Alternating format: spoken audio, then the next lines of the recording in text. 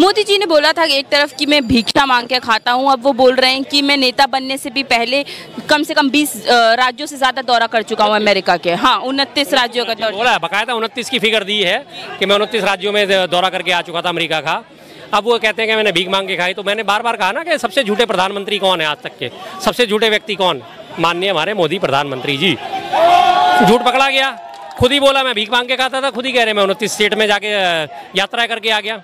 Visa क्या भीख में मिलता था कि कटोरा लेके वीज़ा ही मांगते घूमते थे, वीज़ा दे दो, वीज़ा दे दो, वीज़ा दे दो, रोटी तो मैं कहीं भी खा लूँगा, मुझे वीज़ा दे दो।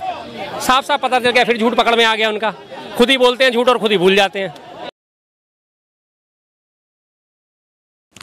हेलो दोस्तों, नमस्कार। आइए मैं अमन, आइए देखते हैं अमन टीवी पर।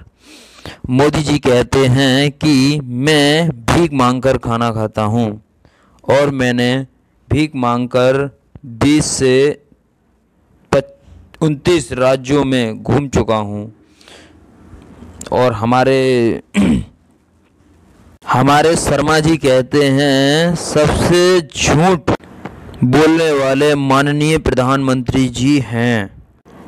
और अब की बार ट्रम्प की सरकार, वो गए और ट्रम्प भी हार गए और वहाँ पर मिलने भी नहीं गए।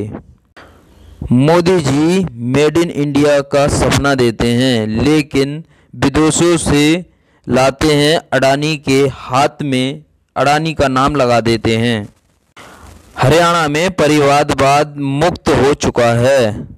अभी अभी हरियाणा में 19 टिकट परिवार को दिए जा चुके हैं। बीजेपी वालों ने अपने अपने परिवार में दिए हैं, अपने अपने नेताओं के लिए दिए गए हैं। और बीजेपी कहती है अगर रोजगार को बढ़ावा देना है तो हमको बढ़ावा दो।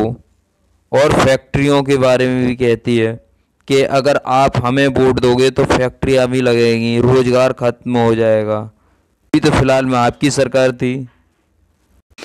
आइए इस डिबेट को देखते हैं लास्ट तक। लास्ट में बहुत मज़ा आने वाला है।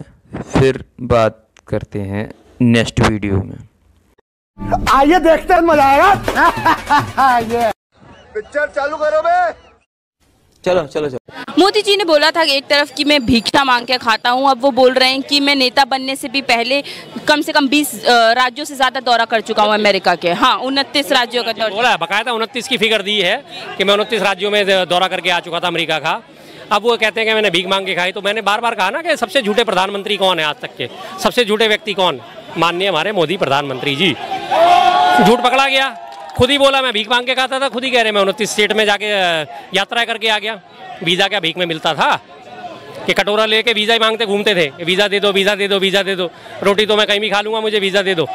साफ साफ पता चल गया, फिर झूठ पकड़ में आ गया उनका। खुद ही बोलते हैं झूठ और खुद ही भूल जाते हैं। अच्छा, पहले एक समय था जब मोदी जी जाके ट्रम्प के साथ बोलते थे अब की बार ट्रम्प की सरकार, लेकिन अब वो गए विदेश, ट्रम्प से मिलकर भी नहीं आए, ट्रम्प अकेले रह गए। ट्रम्प से मिलकर इसलिए नहीं आया क्योंकि ट्रम्प ने मिलने का मौका ही नहीं दिया। उन्हें पता था कि मैं इनसे मिला था और पिछली बार मेरी हार हो गई थी। हर जगह जहाँ जहाँ जाते हैं, जिस पे हाथ रखते हैं वही बेचारा हार जाता है, उसी बेचारे के दुर्दिन शुरू हो जाते हैं। तो इसलिए उन्होंने मुलाकात नहीं करी। आप जाके बाइडन से मिल रहे हो, बाइडन उनका नाम ही भूल गया। आपने इस बार सोचा कि बाइडन की जीत की संभावना ज़्यादा है तो मैंने अपना मित्र बना लूँ, जहाँ देखी तवा पर रात वहीं गुजारी सारी रात, वही वाला हाल है उनका। तो इसलिए इस बार वो बाइडन के साथ मिल गए। बाइडन ने उनकी फिर से उठा के बेइज्जती कर दी, जैसे पिछली बार करा था कि आप दारू का गिलास अगर नहीं, आपको नहीं पता किस गिलास में पकड़ते हैं, किस हाथ में पकड़ते हैं, तो आपको मालूम होना चाहिए। उन्हें समझ ही नहीं आया कहा क्या गया। इस बार भी यही कि नेक्स्ट जो बोलने वाले वो ये हैं, और उसके बाद sorry I forget her name, his name, बस हो गया काम उनका। भूल गए क्या कहना है क्या नहीं कहना, बेइज्जती करा रहे हैं दबादब। एक तरफ Modi ji made in India का 10 साल सेलिब्रेट करते हुए नजर आए, दूसरी तरफ राहुल गांधी कह रहे हैं कि Modi ji made in India की बात करते हैं लेकिन विदेशों से बनवाते हैं और अडानी का नाम लगा देते हैं। बिल्कुल यही हो रहा है, बिल्कुल यही हो रहा है। विदेश मेड इन इंडिया का नाम दे रहे हैं, made in India, make in India, इस तरह के आप नारे लगातार दे रहे हो। और अभी अमेरिका यात्रा में करने क्या गए थे आपको मालूम ही है। $3 अरब का सौदा करके आए हैं वहाँ से। अमेरिकन ड्रोन जो है वो खरीदेंगे, वो अमेरिका से अमेरिकन ड्रोन जो है वो खरीदे जाएंगे। आप एक तरफ कह रहे हो रक्षा क्षेत्र में हम आत्मनिर्भर बनेंगे, स्वदेशी अपनाएंगे, दूसरी तरफ आप $3 अरब के ड्रोन खरीद के लेके आ रहे हो। तो साफ ही इसी बात से पता चल जाता है कि आपकी हरकतें क्या हैं। लोगों को जुमला देना है, आपने जुमला लोगों को समझ में आना है और बस, उसके अलावा और कुछ नहीं है। जी। अच्छा, मोदी जी का कहना है कि कांग्रेस का शाही परिवार जो है, गांधी परिवार, वो सबसे भ्रष्ट पार्टी है और अगर वापस हरियाणा में भ्रष्टाचार लाना है तो फिर उन्हीं को लाओ, कांग्रेस को। कोई बात नहीं, हरियाणावासी जानते हैं इस बार किसको लाना है। पिछले 9.5 साल में आपने 10 साल में आपने करा के हरियाणा की जनता ने सारा देखा है।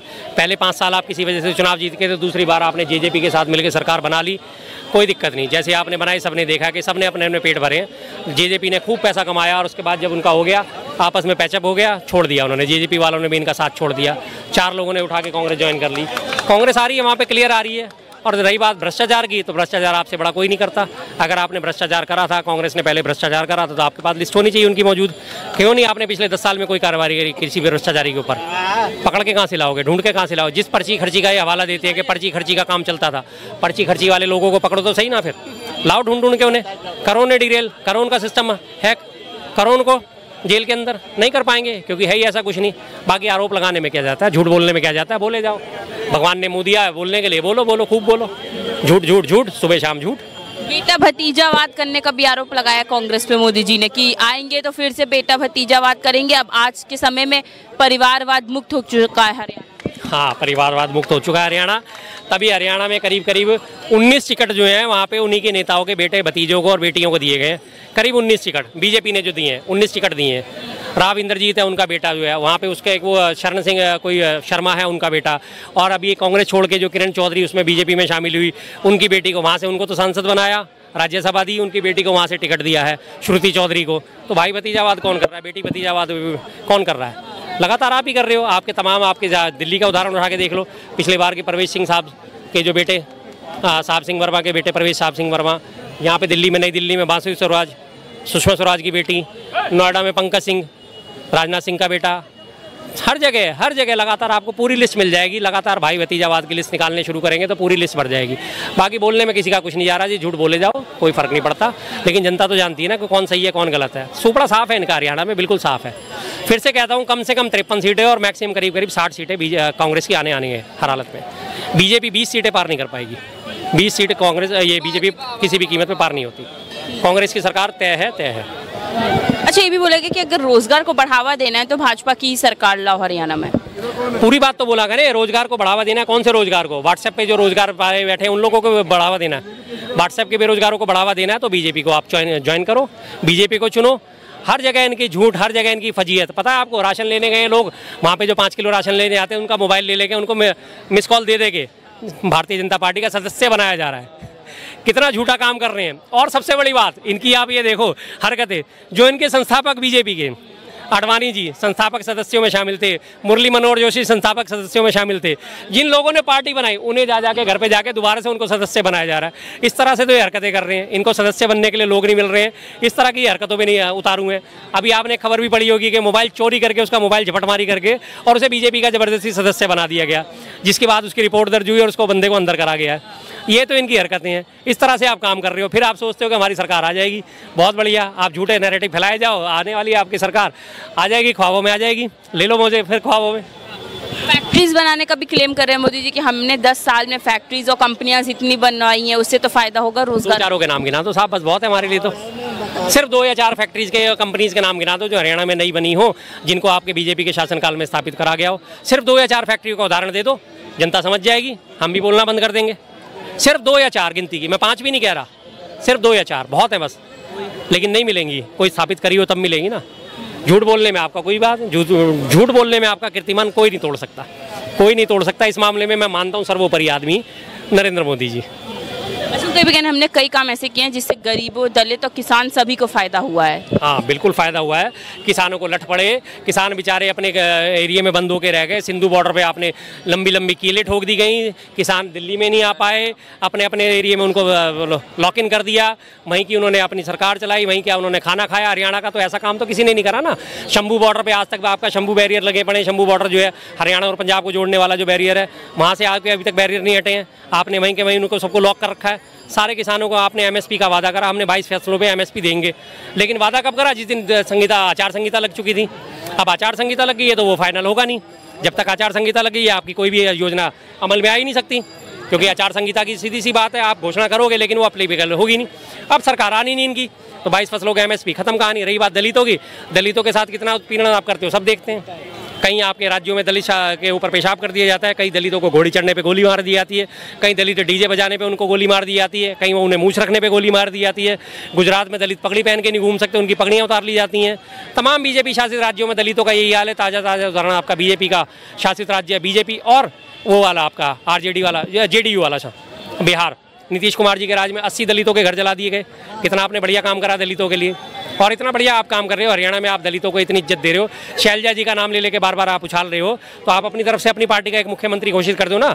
दलितों को टिकट तो आपने दिए हैं, 19 दलितों को टिकट दिए आपने, इस बात को मैं मानता हूँ। 70 सीटों में से 19 दलितों को आपने टिकट दिए, उनमें से किसी एक को तो खड़ा करो सामने कि ये हमारे मुख्यमंत्री पद के उम्मीदवार हैं। नहीं, क्यों नहीं आगे करते आप उनको? उन्हें पता है सिर्फ आपने यूज़ करना है उन्हें, और कुछ नहीं करना। टिकट लेनी है, और वो भी 19 टिकट इसलिए दिए गए क्योंकि सुरक्षित सीटें हैं। हरियाणा में सबसे बड़ी कम्युनिटी जो है 25% जो है जाट आबादी है, 21% दलित आबादी है। तो 21% आबादी के हिसाब से वहाँ पे सीटें भी रिजर्व हैं। जब सीट रिजर्व है तो मजबूरन आपको टिकट देनी पड़ेगी दलित को। दलित सुरक्षित सीट होती है, उसको देनी पड़ेगी, जब दी है। लेकिन मुख्यमंत्री के तौर पर आपने चेहरा घोषित किसी नहीं करा। अगर आप दलित प्रेमी हो तो आगे लाओ किसी दलित को। अब तक आपके सारे बीजेपी शासित राज्यों में मिला के कुल मिला के 54 मुख्यमंत्री हो चुके हैं। उन 54 मुख्यमंत्री में से एक भी कोई ऐसा मुख्यमंत्री हो जो दलित हो तो नाम गिनाओ। एक भी दलित है? नहीं है, होगा भी नहीं, क्योंकि आपका दलित प्रेम सिर्फ कागजों पे है, दिखावा है, और इसके अलावा कुछ नहीं है। अच्छा, किसानों की ज़मीन लूटने का भी आरोप लगाया कांग्रेस पे मोदी जी ने कि जनता को पता है कि किस तरीके से किसानों की ज़मीन लूटा करती थी कांग्रेस। ज़मीन लूटी किसानों की, मान ली हमने बात आपकी। 10 सालों से आपका बीजेपी का शासन था। आपके मुख्यमंत्रियों ने, मनोहर खट्टर साहब ने लगातार पता नहीं कितनी जनसभाएं आयोजित करी, कितने जनता दरबार लगाए, वहाँ पर कोई कंप्लेंट क्यों नहीं लेके आया कि साहब कांग्रेसी ने मेरी ज़मीन लूट ली थी और मेरी ज़मीन मुझे वापस दिलाया जाए? कोई एक उदाहरण तो ऐसा दे दो कि हाँ ये फलाना आदमी व्यक्ति आया था और इसने जनसभा में आके गुहार लगाई, या इसने कोर्ट में केस डाला, या इसने ग्राम सभा में शिकायत करी, या इसने कलेक्टर साहब के पास शिकायत करी। कोई एक आदमी ऐसा कि जो कहे कि हाँ जी कांग्रेस ने मेरी ज़मीन लूट ली थी और मुझे मेरी ज़मीन वापस दिलाओ। एक आप आदमी जाके स्टेज पर खड़ा करो कि इसकी ज़मीन लूटी गई थी और हमने इसे वापस दिलाई। नहीं खड़ी कर पाएंगे। झूठ बोलना है, बोलना है, बोलना है, बोले जाओ, क्या फ़र्क पड़ता है? कोई दिक्कत नहीं है जी झूठ बोलने में। क्या कहना है? देखिए मोदी जी कह रहे हैं कि अगर रोजगार को बढ़ावा देना है तो हमारी सरकार लाएगी। कहाँ पे लाएंगे? हरियाणा में।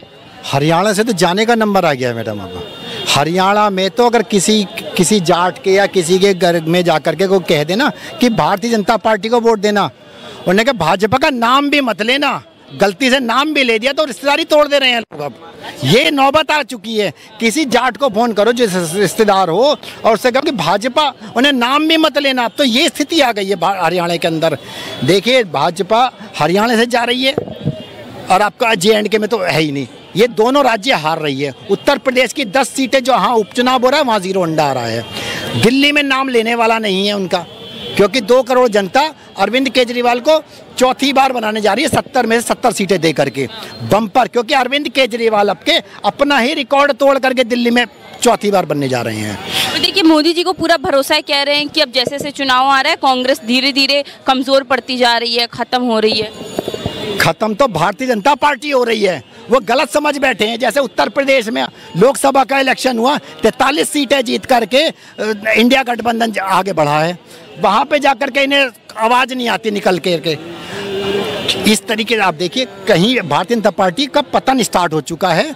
और दिल्ली, हरियाणा, जम्मू कश्मीर, उत्तर प्रदेश की 10 उपचुनाव, ये सारे जब हार जाएंगे, हारने के बाद में जो है पहले जो है केंद्र सरकार गिरेगी, क्योंकि हरियाणा और JNK का पहले इलेक्शन हो जाएगा। उसके बाद में उत्तर प्रदेश की 10 सीटें जब हारेंगे उपचुनाव में तो योगी आदित्यनाथ जी को रिजाइन देना पड़ेगा, क्योंकि उनके ऊपर पूरी तरीके से दबाव है। क्योंकि 5 सीटें पहले से ही ऑलरेडी सपा के पास में है, बची 5 वो भी इंडिया गठबंधन जीत जाएगा, तो सुपड़ा साफ होने जा रहा है। अब पूरी, क्योंकि भारतीय जनता पार्टी के जो कुकर्म हैं उनसे जो है जनता जो है पूरी तरीके से त्रस्त हो चुकी है। क्योंकि ना महिलाओं का सम्मान, ना बेटियों का सम्मान, किसी तरीके से कोई काम करने को राजी हो तब ना। जितने बलात्कार, मैं तो एक बात कहूँगा, देखिए जितने भी भारतीय जनता पार्टी के कार्यकर्ता हैं क्योंकि वो भी दुखी हैं आज की डेट में। ऐसा नहीं है उन्हें कोई सुखी मिल रहा है, क्योंकि मैं भी, उनके बच्चे भी सरकारी स्कूलों में भेजना चाहते हैं, वो भी महंगाई से दुखी हैं। उनके भी बच्चे जो है मेडिकल सुविधा फ्री चाहते हैं। तो वो सारे मिल करके मैं तो ये कहूँगा कि भारतीय जनता पार्टी के जितने भी कार्यकर्ता हैं हल्ला मचाते रहो कि भारतीय बीजेपी, लेकिन जा करके बटन जो है इंडिया गठबंधन का दबाना हरियाणा में और JNK में जा करके, और दिल्ली के अंदर अरविंद केजरीवाल को देना, क्योंकि आपको अच्छे स्कूल चाहिए, मेडिकल सुविधा चाहिए, आगे बच्चों के लिए अच्छी नौकरियां चाहिए, बिजनेस चाहिए, तो वो आपको इसलिए आपको भारतीय जनता पार्टी को हराना ही पड़ेगा।